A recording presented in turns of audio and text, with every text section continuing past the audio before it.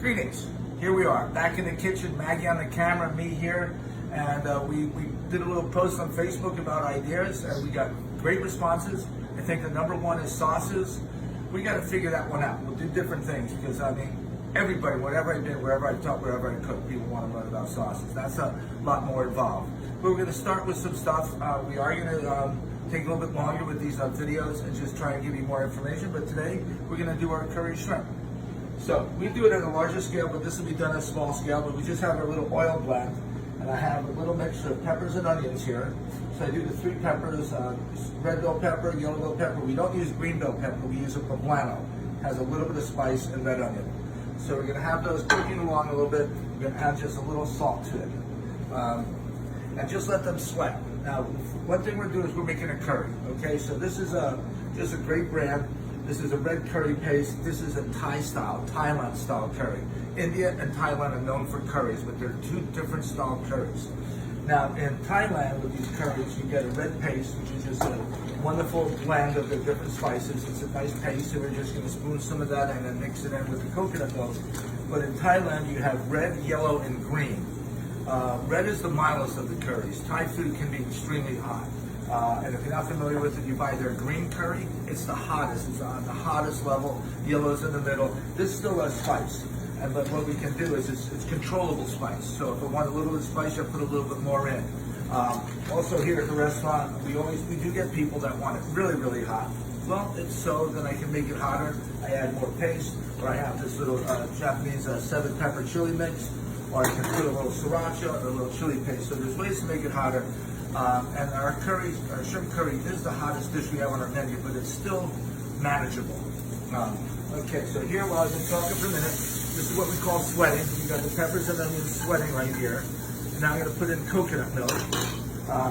I just use, I don't get, first of all, I'll slow down. Don't get the cream of coconut. That's a sweetened product. Okay, and then I don't get, I just get good quality coconut milk. Okay, so we're going to let that simmer with the peppers and onions. Then we're going to spoon in a little bit of this curry. We're also going to use a couple other flavors. We're going to do a little bit of, so this is tamari. It's a higher quality soy. We're going to put a little bit of that in there for a little bit of a saltiness to it. We're going to put a little bit of rice wine vinegar, and we're going to put some lime juice.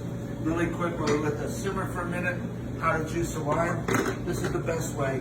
You have this sort of core, this little membrane in the center. So the best way to do it is cut around that. So you can kind of cut triangles, and you remove this part of the lime, the center part of the lime, and then you'll find it is very easy when the lime is cut into this to just squeeze and get the juice out very easily. So, there's your first little tip. Lime juice acids a little bit goes a long way, so I'm only going to use a little bit of that lime juice. I can add a little bit more later, but that's one of the keys to the dish is that acids especially have the most intense flavor, so you want to go lighter with them. You still want to incorporate them in the dish, but you want to go lighter. Same thing with vinegar. So this is a rice wine vinegar. I like rice wine vinegars because there's a little bit of a sweetness to it, a very small amount. That'll go in there and there. Then our tamari. Now I use tamari. I could also use fish sauce. They probably use fish sauce in Thailand, especially. But we do make this curry base, this curry sauce, vegetarian because we do a vegan curry. So the tamari is vegetarian. Obviously, the fish sauce has got the fish flavor to it. So that's why we use a tamari here.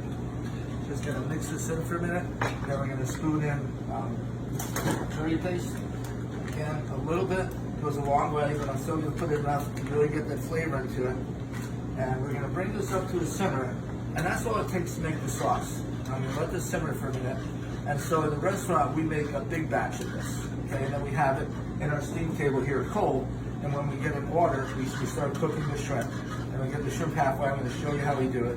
And then we add the sauce into it.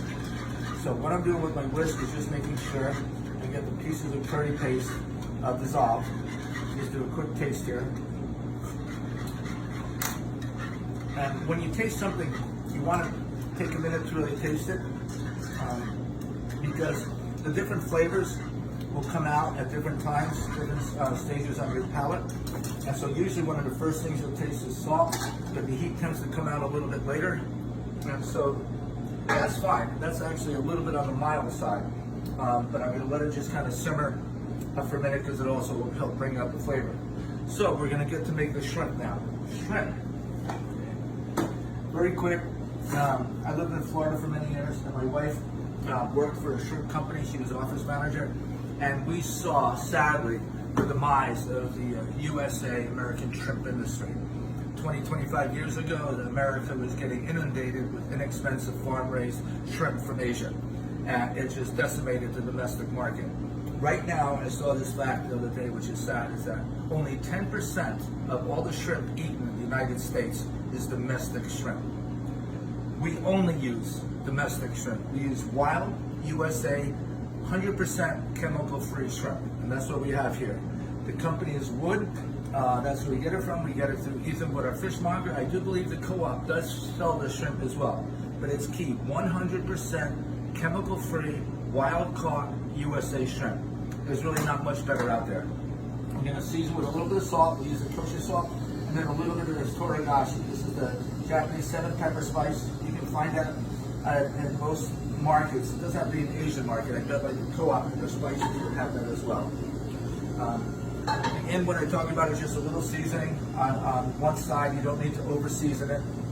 Our curry sauce is simmering beautifully right now, so I'm actually going to turn the heat down. This is pretty much ready to go. I'm not going to use all of it for a dish. We're going to turn that down. Just real quick, because the shrimp are going to cook fast.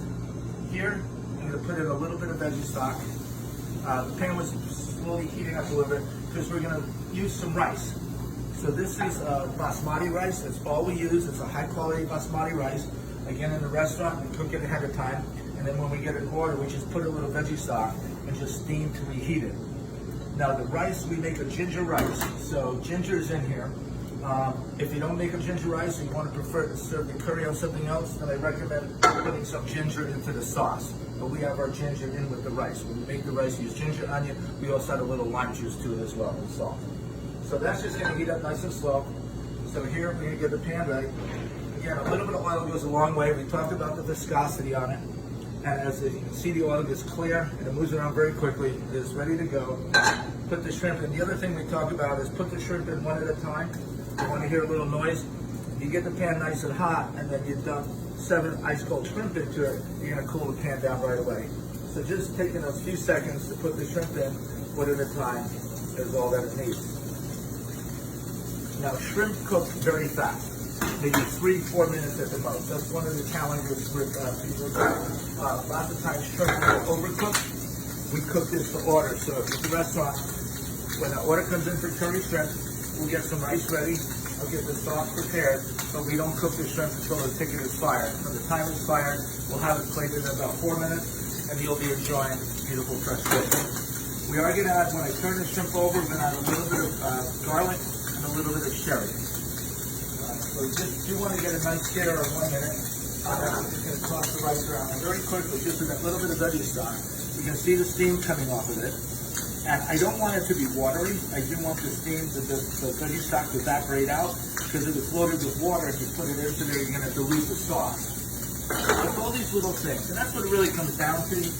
Cooking with a lot of the little detail, little attention to the special things makes a difference.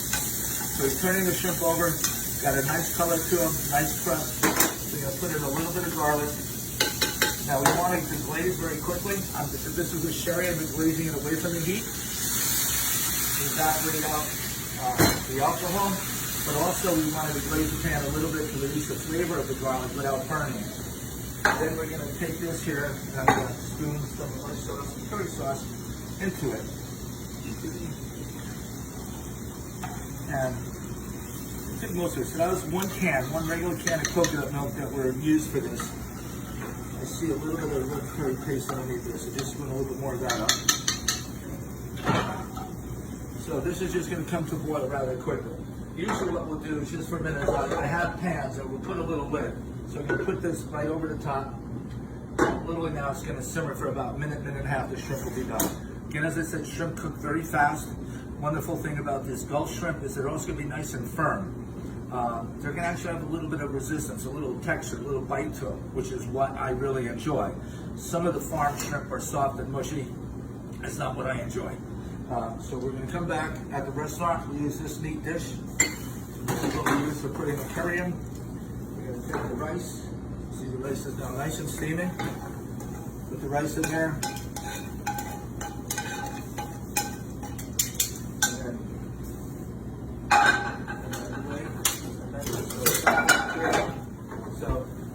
time lapse here. This is all accurate. So this is the beautiful curry sauce.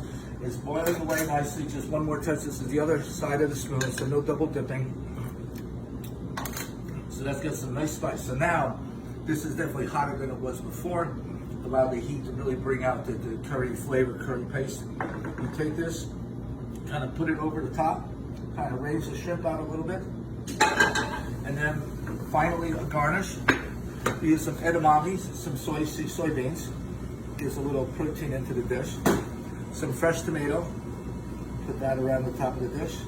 And then we have a little mix of scallion right here. Little jalapeno there.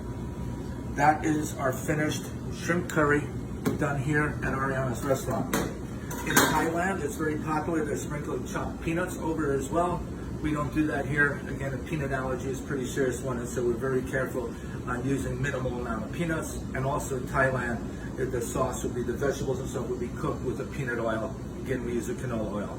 So there you are. Thank you also very much for your responses. We'll keep going with what you asked for. And this is our curry shrimp. Enjoy.